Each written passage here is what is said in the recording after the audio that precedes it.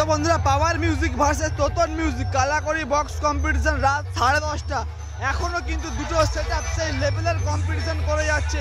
পাওয়ার মিউজিকের 16 piece box versus Totan মিউজিকের 12 piece box.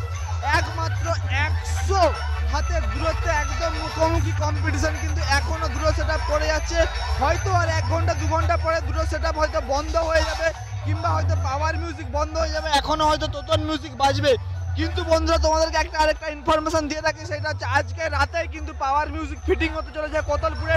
সেই ভিডিও কিন্তু আমার চ্যানেলে এবং ফেসবুক পেজে আসবে, সেই জন্য কিন্তু চ্যানেল ও পেজটাকে অবশ্যই ফলো ও সাবস্ক্রাইব করে রাখবে। তো চলো দেখে নিয়ে যাক কালাকড়িতে শেষ মুহূর্তে পাওয়ার মিউজিক নাকি তোতন মিউজিক কে রাজ করে যাচ্ছে। অবশ্যই ভিডিওটা ভালো লাইক করে যাবে। তোমাদের মতো মনে হয় কে ভালো বাজাচ্ছে, পাওয়ার নাকি তোতন, অবশ্যই নিচে কমেন্ট করে জানাবে।